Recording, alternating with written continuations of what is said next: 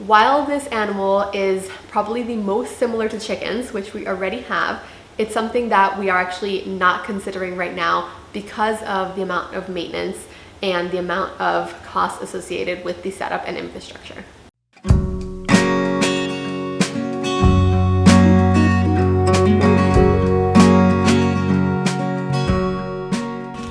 So right now we have about 40 chickens, which we use for both eggs and meat.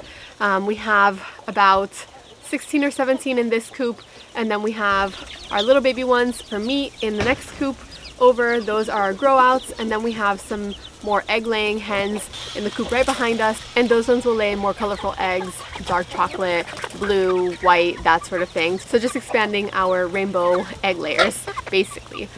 So we've had chickens for just over 3 years now, and we have learned a lot from having chickens, all right? And we're not experts by any means. We have, made a lot of mistakes, and we still continue to make some minor mistakes here and there, but we do feel that it is time to add another animal to our homestead. We have done this in the past. We originally started with quail, and then we added some worms on to our homestead, both of which we have since gotten rid of. But this time we are doing a little bit more research, and we are really looking at the pros and cons of several different animals, several different livestock that we can add onto our homestead. So that's what this video is going to be. It is going to be which animals we are considering, why we are considering them, and ultimately which one we chose. So let's go into my home studio. It is quite hot outside right now, well into the 80s, almost 90s. So I can outline everything that we looked at with each of these livestock species before we chose.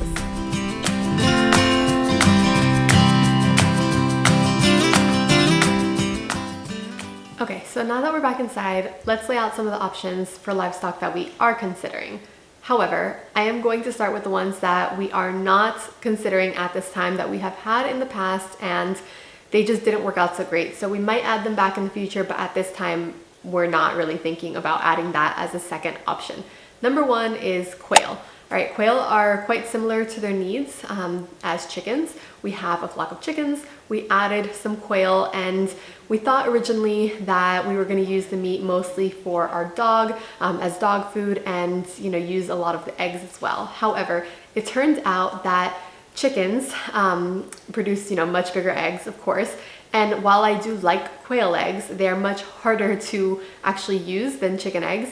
And the dog did like the quail eggs. He didn't actually like the quail. So of course we could probably, in the future get him more accustomed to it and that sort of thing. But honestly, incubating quail are a lot harder than incubating chicken, I found. They're a lot more delicate. And so we have a flock of chickens, and to be honest, I don't know if we will ever add quail, but never say never. So for right now, we're not adding quail.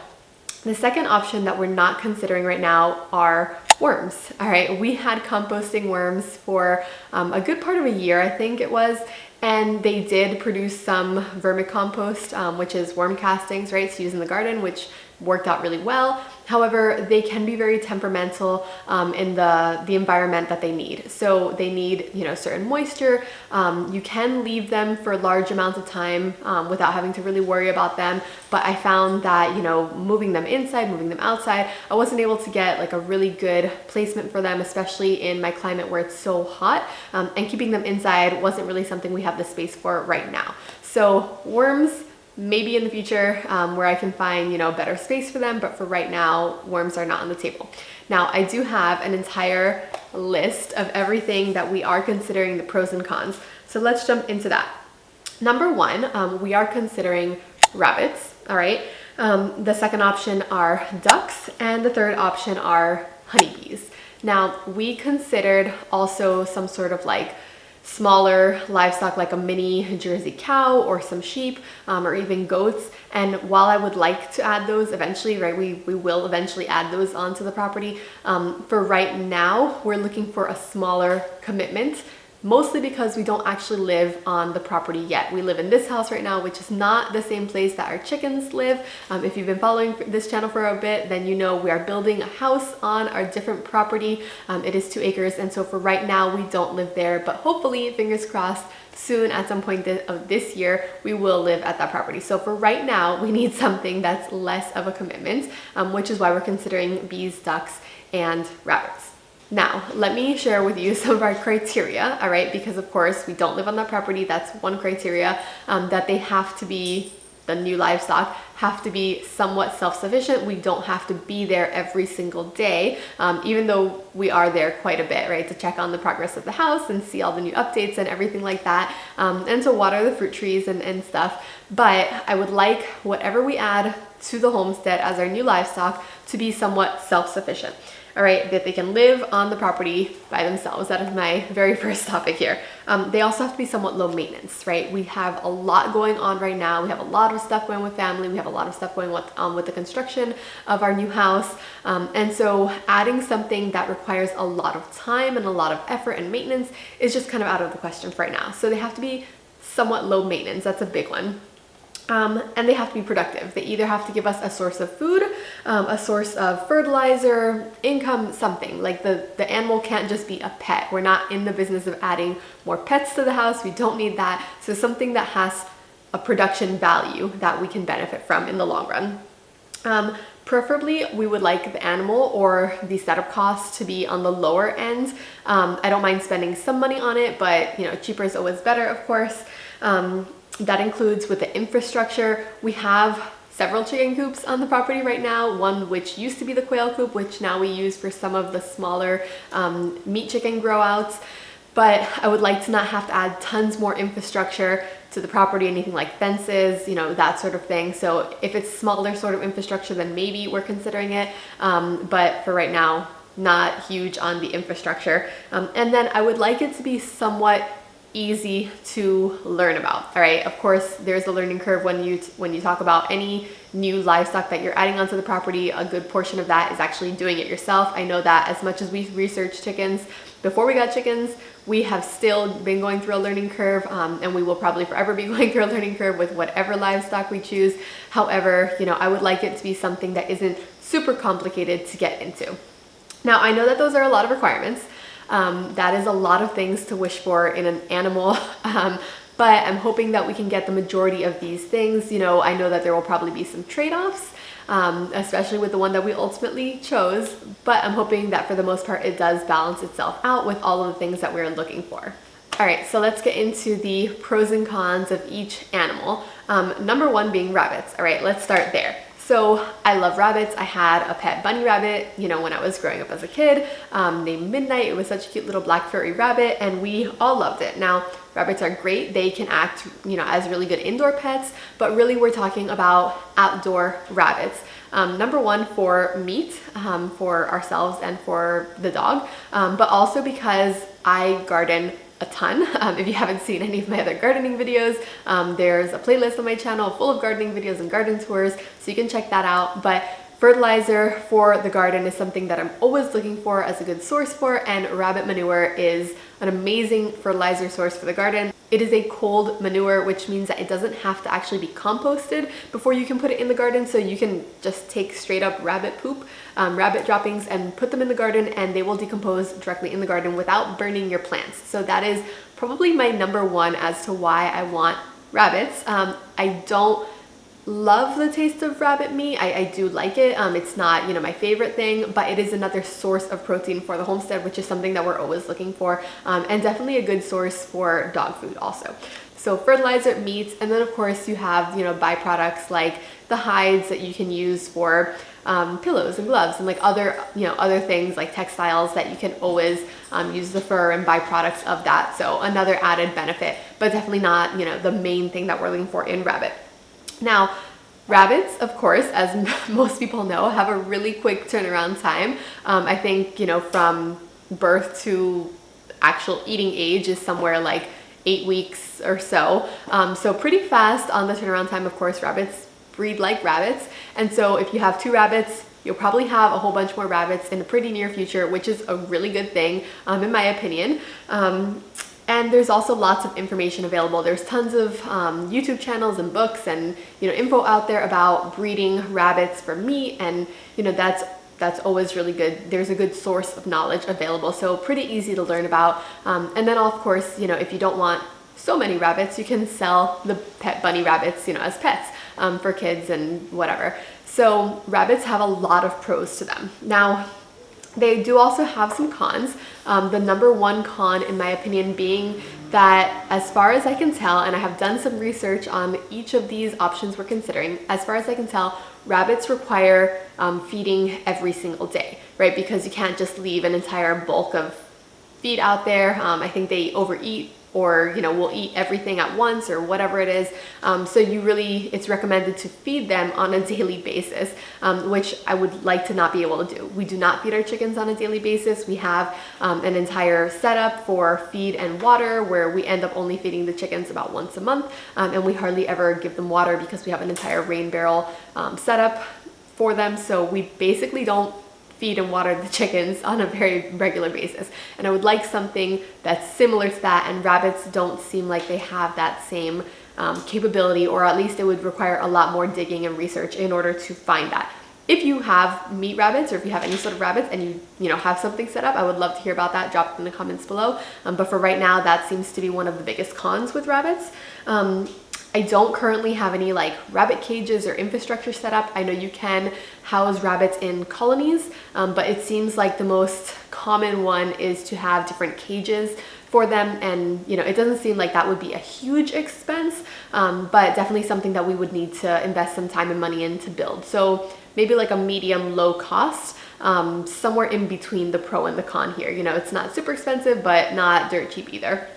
So the last con on my list here is that if you're going to breed rabbits, right, which would be the main reason that we keep meat rabbits, you can't just eat them, you have to actually produce more of them.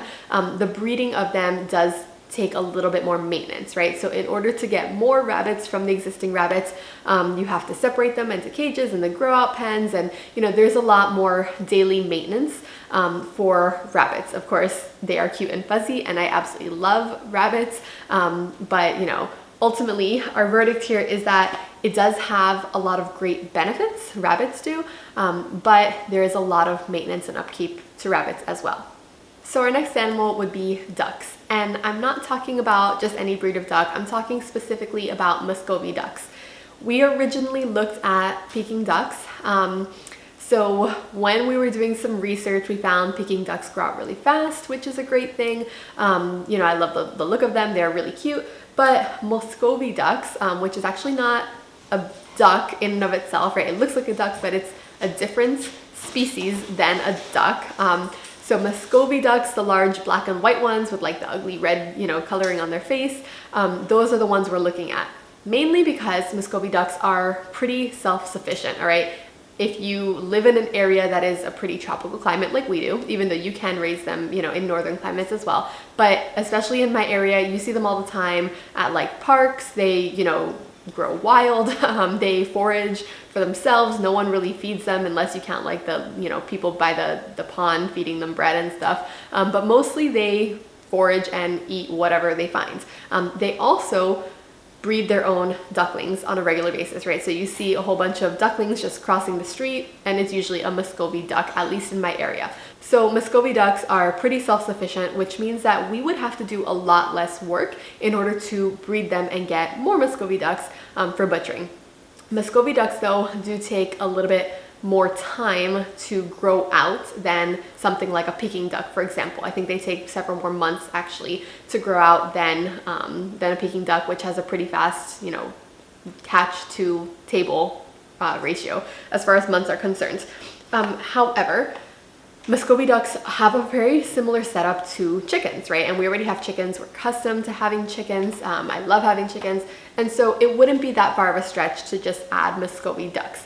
I have seen, however, that sometimes people keep them together and the males have a different genitalia than the females, the ducks have a different genitalia to the female chickens, and sometimes that ends up messing up the animal's organs if it's not, caught or monitored or whatever, right? So they say you're not supposed to keep ducks and chickens together, or at least if you do, give them more space or whatever. So I've seen it both ways, but for my setup, I think we would probably want to have a different coop for the ducks than we do for the chickens, right?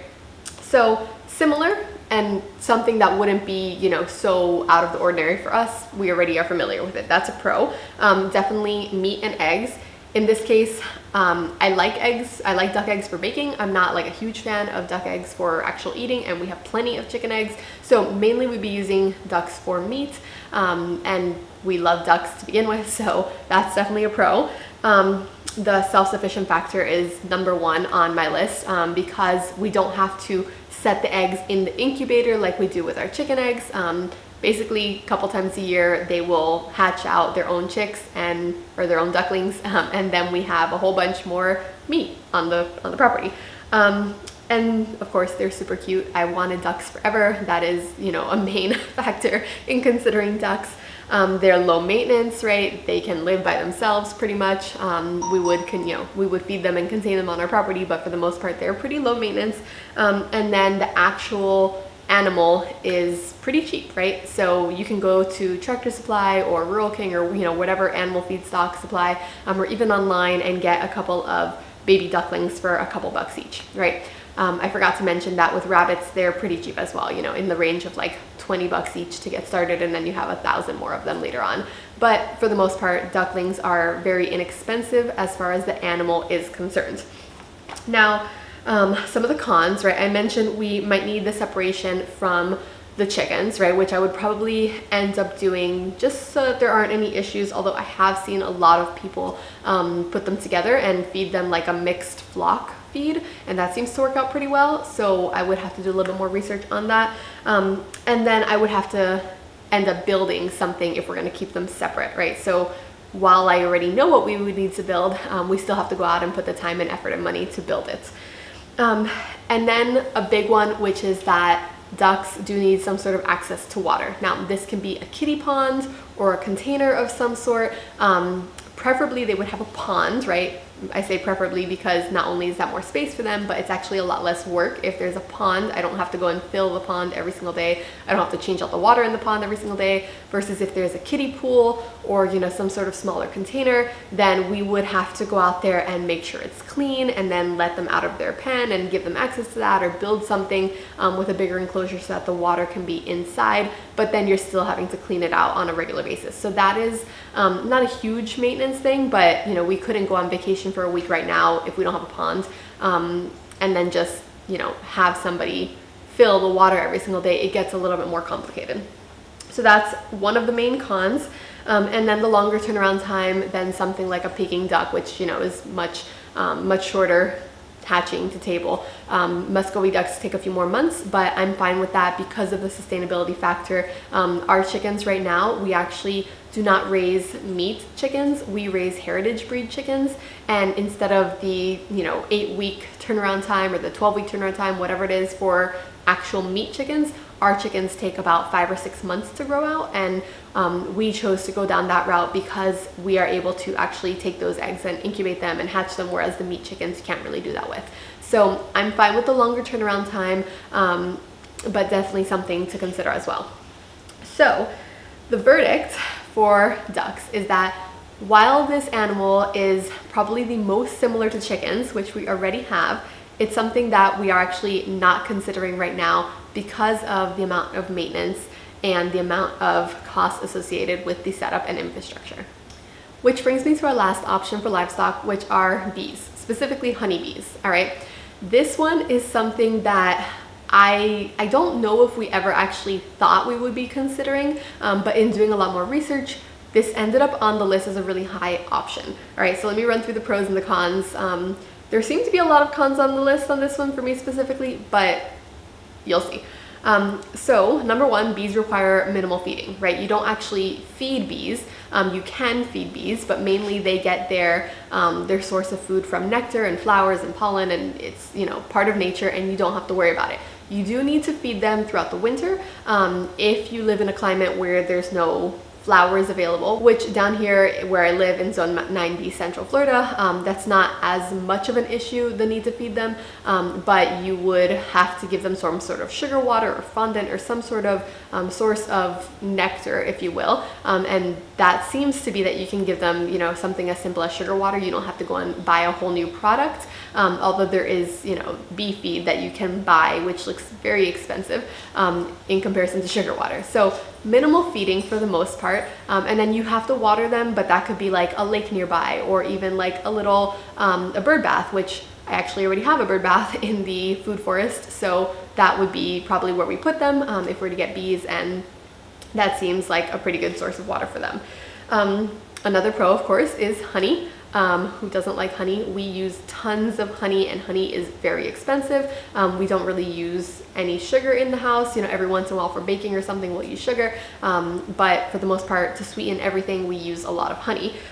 So definitely honey and pollination, all right, because we have the food forest with a lot of our guilds already. We have, I think, 4 guilds now, a lot of which those plants have started to flower. So definitely getting the pollination, you know, would be a great source. If we have honeybees nearby, that'll be perfect. And then we will eventually have the garden as well. And if you've ever had to hand pollinate zucchini or squash or anything like that in the garden, you know that it is very time consuming, and I would love to not have to do that ever again. So having a source of pollination on the property would be a huge plus for us.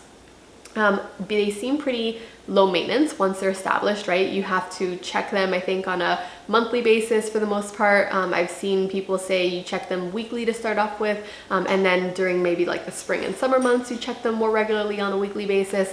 But for the most part, you're not out there every single day having to feed the bees or, you know, water the bees or whatever. You're not doing hive inspections every single day. So that's a huge plus. We can, you know, be on our property here and have our separate property over there and not have to check them every single day, and we can go out of town without too much worrying. And you seem to be able to schedule hive inspections mostly around when you can. So pretty low maintenance.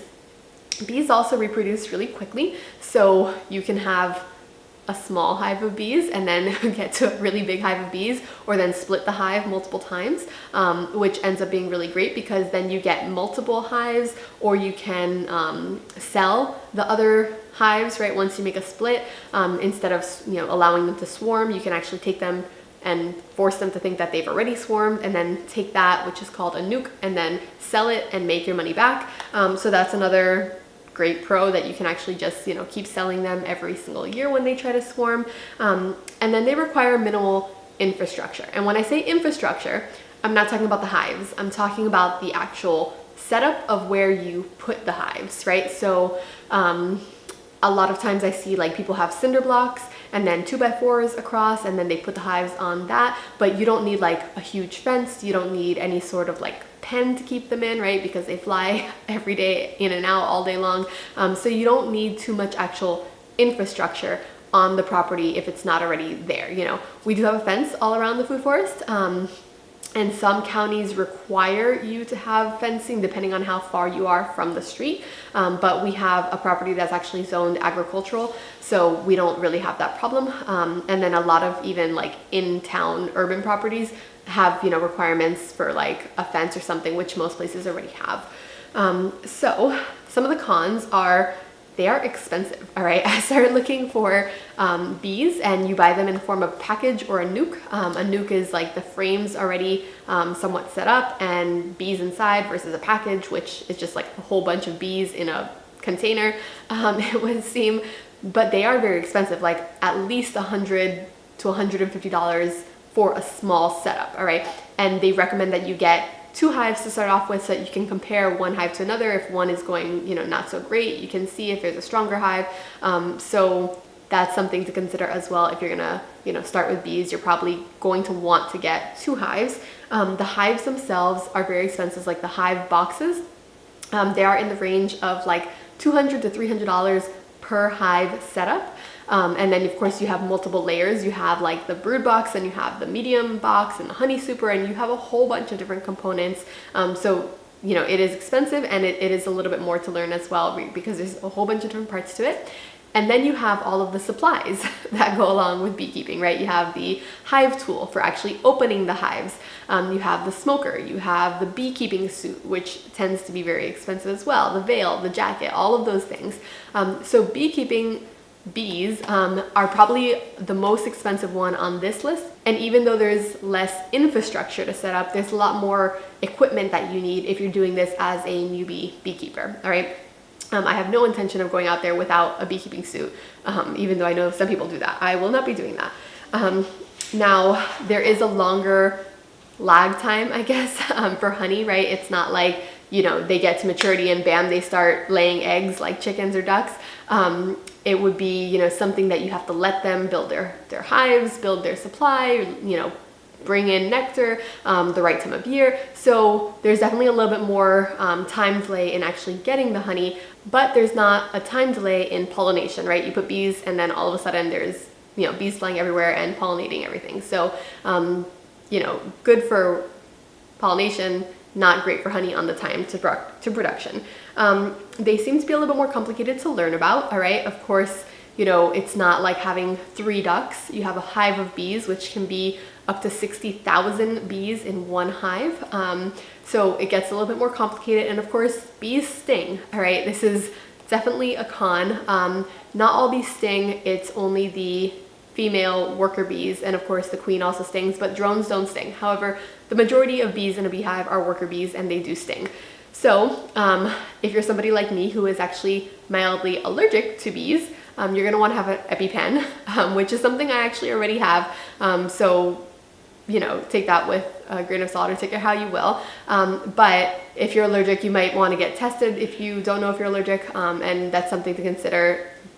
Even though I'm allergic, we're still considering getting bees. And of course, just the scariness factor, right? You open up a beehive and there's thousands of bees flying around, or, you know, you're touching bees everywhere. And even if you're not actively getting stung, even if you're not allergic, that is a lot scarier than walking into a pen with a whole bunch of rabbits, all right? So definitely something that you would have to get over if you're going to get into beekeeping. Now, the verdict with bees is that even though they are much more expensive to get started, especially if you're starting with more than one hive, which we would probably want to do, they are more expensive, but they're a lot less maintenance, right? You put beehive out there, or 2 beehives out there, and then you check them maybe on a weekly basis or monthly basis or whatever it is, depending on the time of year. So it's a lot more flexible in us not being on the property, right? You don't have to be worrying about them every single day. They pretty much take care of themselves. So even though it's more expensive, it allows us the flexibility that we need for right now. And we have the food forests, which they would probably go in that specific area and provide pollination to the rest of our plants. And of course, who doesn't want to save the honeybees? So at the end of the day, considering each one of these lists of pros and cons for rabbits, ducks, and bees, we are actually going to be going with honeybees, all right?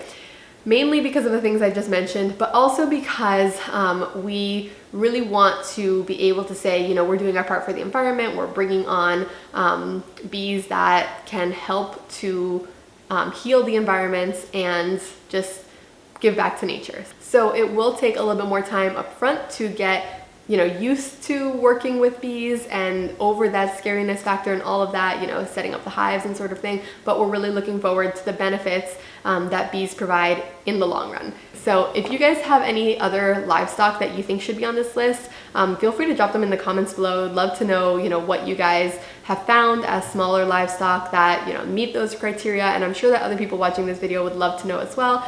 Drop those in the comments below. Thank you guys so much for watching, and I will see you guys in the next one. Bye.